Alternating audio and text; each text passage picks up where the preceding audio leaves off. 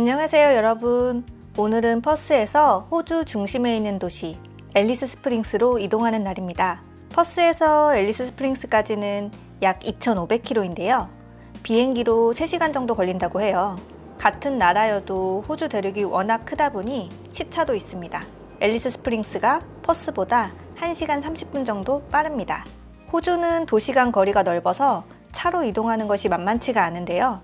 그래서 주로 항공편으로 저희는 이동을 했어요. 국내에서는 퀀타스 항공과 제스타 항공 등을 주로 이용했습니다. 앨리스 스프링스는 지리상 호주 대륙의 정중앙에 위치해 있는데요. 노던 테러토리에 속한 도시입니다. 호주는 행정구역상 스테이트인 주와 테러토리인 준주로 나뉘는데요. 스테이트가 테러토리보다 자치권을 많이 가진 정부라고 보시면 됩니다. 테러토리는 연방 정부에 종속되어 있는 형태라고 하네요. 자체 헌법도 없다고 하고요. 노던 준주는 호주에서 세 번째로 큰 행정구역이지만 인구는 약 25만 명 정도로 인구 밀도가 아주 낮습니다. 1제곱키로당 0.16명으로 호주에서 가장 낮은 인구 밀도라고 하네요. 수도는 북부에 있는 도시 다윈이고요. 인구 전체의 절반 이상이 다윈에 거주한다고 합니다. 앨리스 스프링스에는 약 10분의 1인 2만 5천 명 정도가 거주한다고 해요. 그리고 원주민 비율이 가장 높은 곳이기도 하다네요. 우리가 흔히 아는 아웃백이라는 표현은 바로 이곳을 두고 하는 말인데요. 호주의 오지를 가리키는 말인데 노던 준주 대부분이 사막지대이다 보니 아웃백이라는 말 그대로 멀리 떨어진 후방의 느낌이 강합니다. 인구도 적고 사막지대인데다가 원주민들이 많이 살고 있기 때문이죠. 앨리스 스프링스의 역사는 좀 특이한데요. 호주의 남쪽 끝에 있는 도시 애들레이드와 북쪽 끝에 있는 도시 다윈의 중간에 위치하고 있어요. 두 도시의 통신을 중개하는 역할로부터 도시가 탄생합니다. 1870년대에 오버랜드 전신선이 구축된 후부터 비로소 내륙 탐험과 개척이 이뤄졌다고 하네요. 저희는 앨리스 스프링스 공항에 도착해서 차를 렌트했습니다. 앨리스 스프링스 여행을 마치고 이곳에서 약 470km 정도 떨어진 울룰루를 렌트카를 타고 이동하려고 합니다. 차를 렌트할 때 내비게이션이 필요할까 싶어서 업체에 물어봤더니 이곳은 내비게이션이 필요 없는 것이라고 하네요. 길이 오직 하나뿐이라고요. 정말이지 앨리스 스프링스를 여행할 때 지나가는 차보다 지나가는 동물들을 더 많이 본 것 같습니다. 아무래도 인구도 적고 지리적 환경도 열악해서인지 기본적인 물가가 도시보다는 비싼 편입니다. 휘발유 값도 그렇고요. 숙소도 선택지는 많지 않은 반면에 평균 가격대가 좀 높은 편이에요. 공항에서 차를 타고 숙소에 짐을 풀기 위해 이동했습니다. 사막 감성과 바이브가 느껴지는 숙소였어요. 그래도 있을 건 다 있어서 지내는 동안 큰 불편함은 없었답니다. 짐을 풀고 근처에서 장을 보면서 식재료도 구입하고요.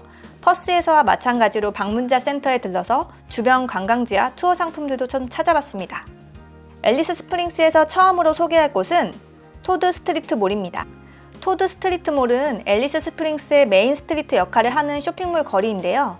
다양한 상점과 레스토랑, 카페가 있습니다. 주말에는 토드몰 마켓도 열려서 볼거리가 아주 많은데요.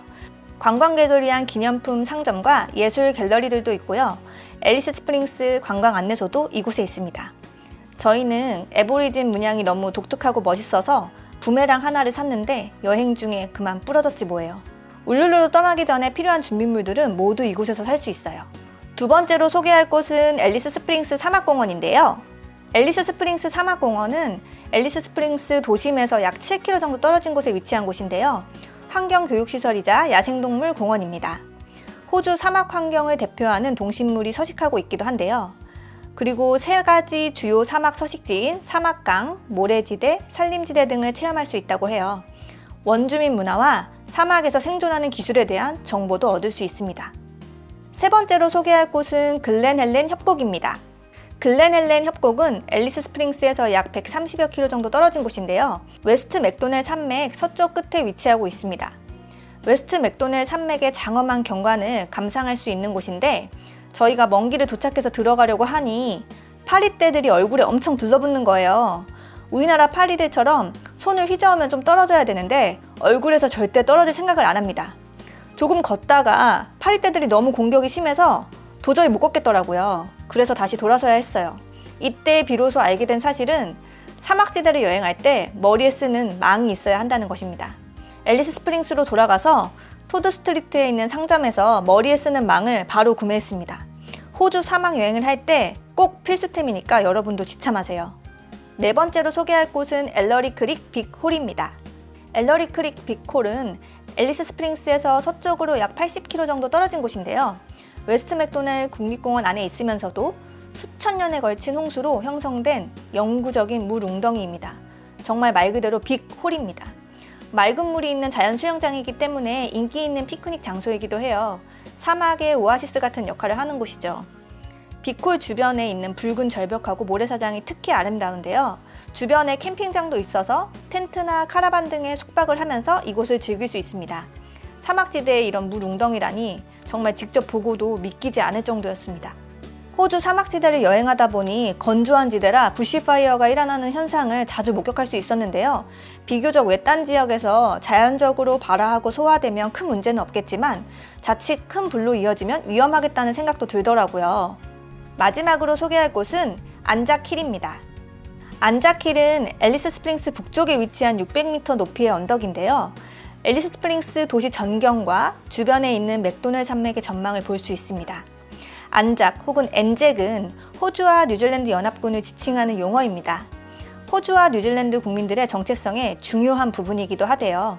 1934년에 세워진 안작 기념비가 여기에 있는데 원래는 1차 세계대전 참전 용사를 기리기 위해 만들어졌다고 합니다.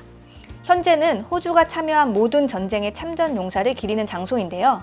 언덕을 올라가다 보면 한국전쟁의 역사도 한켠에 자리하고 있습니다. 일출과 일몰 때 방문하면 사막의 황금빛 풍경을 감상할 수 있는 곳이래요.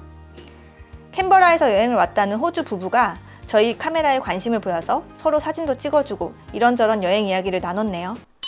저희의 다음 여행지, 앨리스 스프링스에서 끝이 나지 않을 것만 같은 사막을 지나 지구의 배꼽으로 불리는 울룰루로 향합니다.